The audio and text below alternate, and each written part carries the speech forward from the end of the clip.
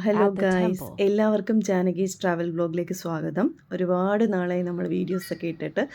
അപ്പം വേറെ ഒന്നും കൊണ്ടല്ല, മകളുടെ എക്സാമാണ്. അവൾ ICSE 10th സ്റ്റാൻഡേർഡാണ്. അപ്പോൾ അവളുടെ എക്സാമുമായിട്ട് ബന്ധപ്പെട്ട് കുറച്ച് തിരക്കിലായിരുന്നു. അപ്പം അതിനിടയ്ക്ക് അവൾ എക്സാമുമായിട്ട് ബന്ധപ്പെട്ട് ഞങ്ങൾ ഒരു ക്ഷേത്ര വിസിറ്റ് നടത്തിയിരുന്നു.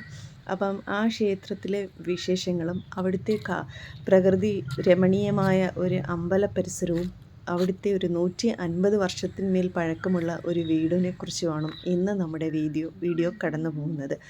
അപ്പം എല്ലാവരെയും ഞാൻ എൻ്റെ ജാനകീസ് ട്രാവൽ വ്ലോഗിലേക്ക് സ്വാഗതം ചെയ്യുന്നു. സബ്സ്ക്രൈബ് ചെയ്യുക, ലൈക്ക് ചെയ്യുക, ഷെയർ ചെയ്യുക. നിങ്ങളുടെ വിലയേറിയ കമൻറ്റുകൾ നമ്മുടെ വീഡിയോയുടെ താഴെ രേഖപ്പെടുത്തേണ്ടതാണ്. അപ്പം ഞാൻ എൻ്റെ വീഡിയോയിലേക്ക് കടക്കുകയാണ്. പൈക്കാട്ടുകാവിൽ ശ്രീ ഗുരുദേവ ക്ഷേത്രം. ഇത് വേറെ ഒന്നുമല്ല, കോഴിക്കോടാണ്.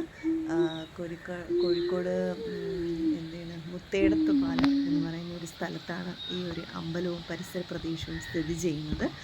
ഇത് വേറെ ആരുടെയും ക്ഷേത്രമല്ല. നമ്മുടെ നൂബീനെ നിങ്ങൾക്ക് എല്ലാവർക്കും പരിചയമുണ്ടല്ലോ. അപ്പം നൂബിയുടെ മദർ ഇൻ ലോയുടെ കുടുംബ ക്ഷേത്രവും അവരുടെ കുടുംബ വീടും അതിന് ചുറ്റുമുള്ള ഒരു മനോഹരമായ സ്ഥലവുമാണ് ഇന്ന് നമ്മുടെ വീഡിയോയിലൂടെ നിങ്ങൾ കാണാൻ പോകുന്നത്. അപ്പം ഞങ്ങൾ ആ ക്ഷേത്രം, ഞാൻ ആദ്യമായിട്ടാണ് ക്ഷേത്രത്തിൽ പോകുന്നത്. അവരെല്ലാവരും മുൻപ് പോയിട്ടുള്ളതാണ്. അപ്പോൾ എൻ്റെ അടുത്ത് ഒരുപാട് തവണ പറഞ്ഞിട്ടുണ്ട്, ഇത്തിരി നല്ല ഭംഗിയുള്ള സ്ഥലമാണ്, നമ്മൾ പോയി കാണേണ്ട ഒരു സ്ഥലമാണെന്ന് പറഞ്ഞു. അപ്പോൾ ഇപ്പോൾ അതിനൊരു അവസരം വന്ന് മോളുടെ എക്സാമൊക്കെ ആയതുകൊണ്ട് ഞങ്ങൾക്ക് അവിടെ പോയി ഒന്ന് തൊഴണമെന്ന് തോന്നി. അങ്ങനെ അവിടുത്തെ ഞങ്ങളുടെ നുബിയുടെ അമ്മായിയമ്മ അവിടുത്തെ അമ്മ എപ്പോഴും എന്നോട് പറയും, നല്ല സ്ഥലമാണ് ശുഭയെ പോയി കാണണമെന്ന് പറയും. അപ്പോൾ അങ്ങനെയാണ് ഞങ്ങൾ ഇവിടെ വന്നത്. അപ്പം ശരിയാണ്, ഞാൻ പറഞ്ഞു കേട്ടതിനെക്കാട്ടിയും അപ്പുറമായിരുന്നു അവിടുത്തെ ഭംഗി എന്ന് പറഞ്ഞത്. ഇത്ര മനോഹരമായ സ്ഥലം ഇത്രയും വലിയൊരു ടൗണിൽ കാണപ്പെടുമെന്ന് ഞാൻ ഒരിക്കലും കരുതിയില്ല. നമുക്ക് ഏതോ ഒരു സിനിമയുടെ ഷൂട്ടിങ്ങിനൊക്കെ വന്ന് നിൽക്കുന്നത് പോലെ ഒരു ഫീലിംഗ് ആയിരുന്നു. അത്രയ്ക്ക് മനോഹരമായ സ്ഥലം, കാടും ഒത്ത ടൗണിലാണെന്ന് ഉള്ളതാണ് എന്നെ ഏറ്റവും ആശ്ചര്യപ്പെടുത്തുന്ന ഒരു കാര്യം. ഇതൊരു കാവ് പോലാണ് ഇവിടെ ഫുള്ള്. ഒരു വനം എങ്ങനെ ഇരിക്കും അതേപോലെ തന്നെ നിറയെ വവ്വാലുകളും മുളകളും ഇങ്ങനെ തൂങ്ങിക്കിടക്കുന്ന വള്ളികളും ചെടികളുടെ വള്ളികളും, പിന്നെ അതിലൂടെ ഒരു മനോഹരമായ ഒരു നടപ്പാത അവർ സെറ്റ് ചെയ്തിട്ടുണ്ട്. അപ്പോൾ അതിലൂടെ നടന്ന് കയറുമ്പോൾ കാണുന്ന ഭംഗിയും, ആദ്യം നമ്മൾ തൊഴുന്ന സ്ഥലമായിരുന്നു നിങ്ങൾ നേരത്തെ കണ്ട ഗുരുദേവ ക്ഷേത്രം. അതൊരു ശിവൻ്റെ പ്രതിഷ്ഠയാണ്. പിന്നെ അവിടെ കുറേ വെച്ചാരാധനകളും ഒക്കെ ഉണ്ടായിരുന്നു. അവിടെ തൊഴുതിട്ടാണ് നമ്മൾ ഇവരുടെ അമ്മയുടെ കുടുംബക്ഷേത്രത്തിലേക്ക് ഞങ്ങൾ വരുന്നത്. അപ്പം അങ്ങോട്ട് പോകുന്ന ഒരു വഴിയാണിത്. അപ്പം നിങ്ങൾ ആദ്യം കണ്ടതാണ് നമ്മുടെ ആദ്യത്തെ ഒരു ക്ഷേത്രം. അവിടെ നമ്മൾ ജസ്റ്റ് തൊഴുതു. അതിനുശേഷം ആ നടവഴിയിലൂടെയൊക്കെ നടന്ന് ഇങ്ങനെ സ്റ്റെപ്പുകളൊക്കെ കയറി കിളികളുടെ സ്വരവും കിളികളുടെ മനോഹരമായ പാട്ടും, പിന്നെ അവരുടെ അണ്ണാറക്കണ്ണൻ്റെ ശബ്ദങ്ങളും, പിന്നെ അതേപോലെ വവ്വാലുകളും ഒക്കെ ആ ഒരു സൗന്ദര്യം പ്രകൃതിയോട് അടുത്ത് ചേർന്നുകൊണ്ട് പതുക്കെ നടന്ന് മുകളിൽ കയറി വരുമ്പോഴാണ് ഈ ഒരു ക്ഷേത്ര പരിസരത്ത് നമ്മൾ എത്തിച്ചേരുന്നത്. ഇതാണ് അവിടുത്തെ അമ്മയുടെ കുടുംബക്ഷേത്രം. അപ്പോൾ ഇത് പയങ്കാവ് ശ്രീ ഭഗവതി ക്ഷേത്രം എന്നാണ് പറയുന്നത്. ഇതൊരു കുടുംബക്ഷേത്രമാണ്. അപ്പോൾ അമ്മയുടെ തലമുറകളായിട്ട് തന്നെ പ്രതിഷ്ഠയും വെച്ചാരാധനയും ഒക്കെ ഉള്ള ഒരു ക്ഷേത്രമാണിത്. ഇവിടെ ഉത്സവവും മറ്റു കാര്യങ്ങളും ഒക്കെ ഉണ്ട്. അടുത്ത സമയത്തായിരുന്നു ഇവിടുത്തെ ഉത്സവം.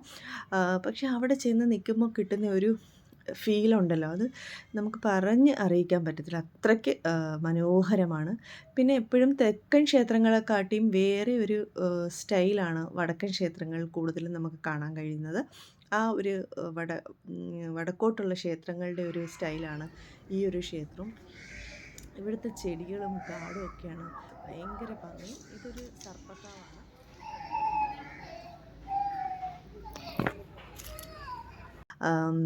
നല്ല അടിപൊളിയായിട്ടാണ് ഇവിടുത്തെ ഓരോ കാര്യങ്ങളും അവർ സജ്ജീകരിച്ചിരിക്കുന്നത്. എന്താ പറയുക, അപ്പം ഇത്രയൊക്കെയാണ് ഇവിടുത്തെ വിശേഷങ്ങൾ. ഇനി അടുത്തത് നമ്മൾ കാണാൻ പോകുന്ന അമ്മയുടെ തറവാട് വീടാണ്. 150 വർഷങ്ങൾക്ക് പഴക്കമുള്ള ഒരു മനോഹരമായ ഒരു തറവാട് വീടാണിത്. അപ്പം ഇതിനകത്തെ കാഴ്ചകളിലേക്കാണ് ഞാൻ നിങ്ങളെ ഇനി കൂട്ടിക്കൊണ്ടു പോകുന്നത്. എന്താ പറയുക, പഴമയെ വിളിച്ചോതുന്ന തരത്തിലുള്ള മനോഹരമായ തറവാട്. ഇത് കയറി വരുമ്പോൾ ഉള്ളൊരു വരാന്തയാണ്. അത് ഇപ്പോഴത്തെ രീതിയുമായിട്ട് അനുയോജ്യമായിട്ട് കുറച്ച് മോഡിഫിക്കേഷൻസ് ഒക്കെ ചെയ്തിട്ടുണ്ട്. എങ്കിലും കുറേയൊക്കെ പഴയത് തന്നെയാണ് ഇപ്പോഴും തുടർന്നു വരുന്നത്. ഈ വരാന്തയിൽ നിന്ന് കയറി കഴിഞ്ഞാൽ ഒരു ചെറിയൊരു കോറിഡോർ നമുക്ക് കാണാൻ കഴിയും. ആ കോറിഡോറിൻ്റെ സൈഡിലേക്ക് 3 കുഞ്ഞു കുഞ്ഞു ബെഡ്റൂമുകളുണ്ട്. അത് കഴിഞ്ഞിട്ട് നമ്മൾ കയറുന്നത് വേണമെങ്കിൽ ഒരു ഡൈനിങ് റൂം എന്ന് വേണമെങ്കിൽ പറയാം. അങ്ങനത്തെ ഒരു സ്ഥലമാണിത്. പഴയ കാലത്തെ ആ ഒരു ഏരിയ ആണ്. പിന്നെ ഇത് പഴയ കാലത്തെ ഒരു കിച്ചണാണ്. കുറച്ചൊക്കെ ഒരു പണ്ടത്തെ ഒരു ആഡംബരം ഒക്കെ ഉള്ള ഒരു വീട് എന്ന് വേണമെങ്കിൽ നമുക്ക് പറയാം. ഇത് അവിടുത്തെ പഴയകാല അടുപ്പും പിന്നെ ഇതൊക്കെ ഇപ്പം മോഡിഫൈ ചെയ്തതാണെന്ന് തോന്നുന്നു, ഈ വാഷ് ബേസിനൊക്കെ. എന്നാലും ആ പഴയ ഒരു സംഭവം ഇപ്പോഴും അവർ നിലനിർത്തിയിട്ടുണ്ട് എന്ന് വേണമെങ്കിൽ നമുക്ക് പറയാം. അത് കഴിഞ്ഞിട്ട് ഈ സൈഡിലൊരു സൈഡ് റൂമുണ്ട്. ഇതെനിക്ക് തോന്നുന്നു പണ്ട് ലേഡീസൊക്കെ യൂസ് ചെയ്തുകൊണ്ടിരുന്ന ഒരു റൂമായിട്ട് വേണമെങ്കിൽ നമുക്കിത് കരുതാം. ഇതൊരു കൊച്ചു റൂമാണ്, എന്നാലും പണ്ടത്തെ വീടുകളെയൊക്കെ വെച്ച് കുറച്ച് വലിയ ബെഡ്റൂം എന്ന് വേണമെങ്കിൽ നമുക്ക് പറയാം. ഇത് കഴിഞ്ഞിട്ട് നമ്മൾ കയറുന്ന ഒരു കോറിഡോറാണ്. ഈ കോറിഡോറിൻ്റെ സൈഡിലേക്കാണ് 3 ബെഡ്റൂമുകൾ കാണാൻ കഴിയുന്നത്. ഇതാണ് അവിടുത്തെ ഫസ്റ്റ് ബെഡ്റൂം. ആ ബെഡ്റൂമിൻ്റെ സൈസ് നിങ്ങളൊന്ന് നോക്കിയാൽ കാണാം. ഇത് മുകളിലൊക്കെ മച്ചാണ്, തടി കൊണ്ടുള്ള മച്ചാണ്. ഇത്രയേ ഉള്ളൂ ആ ഒരു ബെഡ്റൂം. കുഞ്ഞു ബെഡ്റൂമാണ്. പിന്നെ ഒട്ടും ഹൈറ്റില്ല. ഒരാൾക്ക് കഷ്ടിച്ച് ഇങ്ങനെ നിൽക്കാൻ പറ്റുന്ന രീതിയിലുള്ള ഹൈറ്റാണ്. ഇങ്ങനൊരു മച്ചൊക്കെ ആയിട്ട് ഇത്രയേ ഉള്ളൂ ഹൈറ്റ്. തറയിൽ പണ്ടത്തെ ഡോഗ് സൈഡൊക്കെയാണ് ഇട്ടിരിക്കുന്നത്. ഇതാണ് നമ്മുടെ സെക്കൻഡ് ബെഡ്റൂം. അത് കഴിഞ്ഞിട്ട് നമ്മൾ വരുമ്പോൾ കാണുന്നതാണ് ഒരു തേർഡ് ബെഡ്റൂം. ഇതെനിക്ക് തോന്നുന്നു അറ്റാച്ച്ഡ് ആണ്. ഇതിൻ്റെ സൈഡിലൊരു ഇതൊരു ബാത്റൂമൊക്കെ ഉള്ള ഒരു റൂമാണ്. ഇപ്പോൾ ഇതാണ് താഴത്തെ 3 ബെഡ്റൂമുകളും. ഇനി നമുക്ക് മേൽപോട്ട് കയറാം. നല്ല തടി കൊണ്ടുണ്ടാക്കിയ അടിപൊളി കോണിപ്പടിയാണ്. അപ്പോൾ അത് കയറി മുകളിൽ ചെല്ലുമ്പോൾ വീണ്ടും ഒരു 3 ബെഡ്റൂംസ് നമുക്ക് കാണാം. ഇതാണ് ഇവിടുത്തെ ഫസ്റ്റ് ബെഡ്റൂം. താഴത്തെ പോലെ തന്നെ ഇത്രയും ഹൈറ്റിലുള്ള ഒരു ചെറിയൊരു ബെഡ്റൂം. ഇത് കഴിഞ്ഞ് മുമ്പോട്ട് വരുമ്പം അനു വാതൊക്കെ നിൽക്കുക, അനുവും സാഗറും മോളും. അപ്പം ഇതിനകത്തോട്ട് കയറി നോക്കുമ്പോഴാണ് സെക്കൻഡ് ബെഡ്റൂം. അത് ഇത്തിരി കൂടി വലിപ്പമുണ്ട്. ഹൈറ്റ് പക്ഷേ സെയിം തന്നെയാണ്. അതിനകത്ത് ഒരു കൊച്ചു ജനലും ഒക്കെ ആയിട്ടുള്ള സെക്കൻഡ് ബെഡ്റൂമാണ് ഇത്. അത് കഴിഞ്ഞിട്ട് നമ്മൾ വരുമ്പോഴാണ് അടുത്ത ഇതും ഒരു ചെറിയൊരു ബെഡ്റൂമാണ്. ഇത് കഴിഞ്ഞിട്ട് ഇത് മേൽപോട്ട് നമുക്ക് കയറിപ്പോകാൻ പറ്റത്തില്ല. പക്ഷേ ഇത് മച്ചെന്ന് പറയും. പണ്ട് കാലങ്ങളിൽ ഈ നെല്ലും മറ്റും സൂക്ഷിക്കാനൊക്കെ ഉപയോഗിച്ചിരുന്നതാണ്. ഇത് അത്യാവശ്യം വലിപ്പമുള്ളൊരു റൂമാണ്. അവിടെയും ജനലും കാര്യങ്ങളൊക്കെ ഉണ്ട്. വേണമെങ്കിൽ നമുക്ക് കട്ടിലൊക്കെ ഇട്ട് നല്ല അടിപൊളിയായിട്ട് സെറ്റപ്പ് ചെയ്യാൻ പറ്റുന്ന ഒരു ഏരിയ ആണത്.